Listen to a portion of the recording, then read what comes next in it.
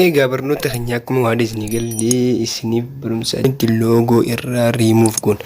Loogoo keemaastarii gaafa ediitii goonuu kan keemaastar jettu irratti argamuun maali? Ediitii godhuu dandeenya, kamirraa riimuuf godhuu dandeenya kan isinii jennee isinii qabannee dhufnee jira. Barumsa keenya hanga dhumaatti tajaajilaa isinii jennee jira. Barumsa keenya wajjin turtii gaarii dhuftee teessii seetingii isin ta'a jiru jalqaba dhuftu keemaastarii fayyadamuttee ediitiin godha gaafa jettu.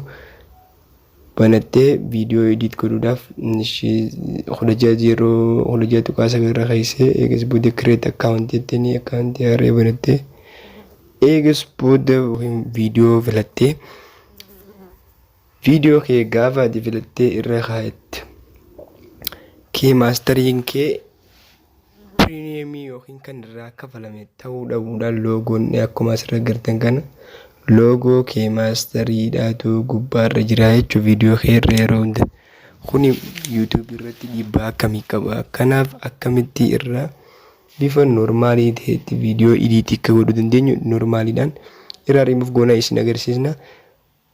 Sirriitti tajaajila barumsa keenyaa dhuftee sirraa gizeetii dhuftee irraa hin kaasettee bakka diilati jettuun tuytu hin ka'u jechuudha. Maaliif piriimiyeemiin taane jechuun kan asirratti agartan kana loogoon bakka qalama diimaan itti marame kana akkamitti kaafnaadha irraan tana karaa salphaa ta'een akka itti kaafnu isin agarsiisna. Seetingii keemaastarii qofa keessa seenuudhaan namni kamiyyuu barumsa kana sirreeffachuu qabdan viidiyoo kana keemaastarii jechuun app viidiyoo editingiidhaaf akka malee namni kamiyyuu itti fayyadamanidha jechuudha. Kanaaf yooni loogoon kee irra taa'ee maali viidiyoon kee kwaalitii dhabaa jechuudha.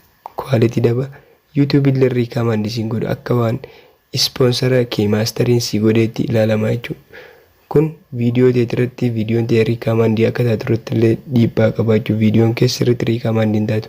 Kanaaf gaafa ati irraa hin kaasettu piriimiyeemii yookiin kafaltii irraa kafalis hin aappichi. Kanaaf aappii piriimiyeem yookiin kafaltiin irraa kafalame eessa viidiyoo biraa keessatti isiniif qabadhee dhufa. Kanarraan tanaa aappii kanuma isa piriimiyeemiin ta'in kana akkamitti piriimiyeem godhuu dandeenya yookiin akkamitti loogoo san irraa riimuuf godhuu dandeenya kan jedhudha jechuudha.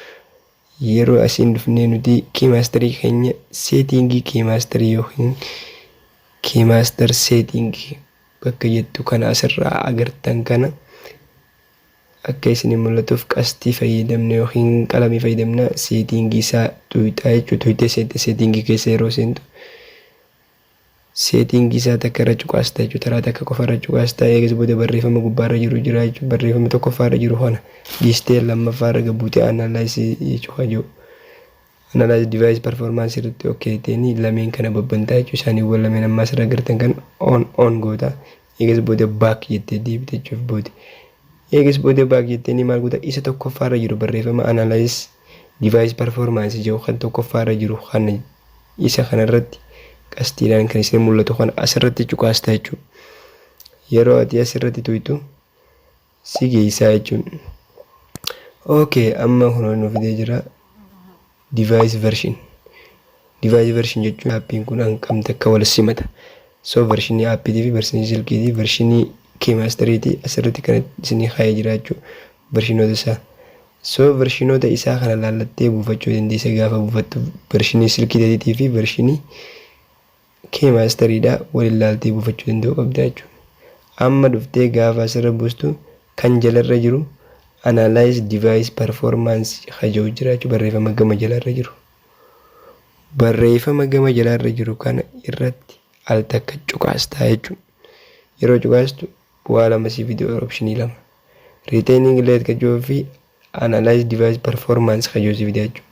So kan jalqabarra si dhufu kana irratti hin cuqaastu X goota jechuudha. Kun hin tuytu jechuudha. X irra godhame kun asirratti hin tuytu. Isa lammaffaa irra jiru yookiin kan gama mirgaa irra jiru kana isa kanarra cuqaastaa jechuudha. Barreeffama kanarratti yeroo al takka cuqaastu inni ifiif sistemni mataasaa ifiif raayitii godhee kara yookiin riimuuvii deemaa jechuudha yookiin irraa riimuuf godhuutichi deemaa jechuudha. So akkuma agartan izaabaa jira jechuudha amma. Izaabaa jira jechuudha. Maal izaabu jira? Laayisensiidha jechuudha.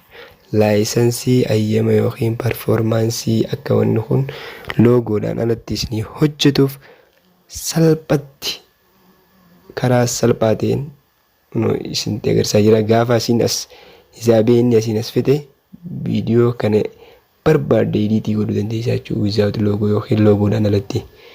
Kunis siistama mataa keetii kanatti fayyadamtuudha jechuudha. Siistama baay'ee bareedaadha. Eeganni hisaabee fixe booda akkuma agartan kunoo irraa deebinee si agarsiisna. Viidiyoo itti edit godhee si agarsiisa jechuudha. Yeroo jalqabaa si agartan waan taateef viidiyoo tokko fudhee edit haa godhu. Mee baakgiraawundii wayii tokko fudhadhee footummoo wayii tokko baakgiraawundii fudhadhee yeroo inni baakgiraawundii kiyya irra kaaddu waaw amazing maanoo ni agartan bakki duraan diileet yookiin keemaastar jettu hin jirtu jechuudha. Maashaallah kuni barumsa baay'ee barbaachisaa namoota hundi fayyadu. Baay'ee takka isin fayyada jeetiin qabadee dhufe namoonni hin galiniif gaafii gaafachuu dandeessan karaa biraatis karaa itti riimuuf irraa gootan isin agarsiisa.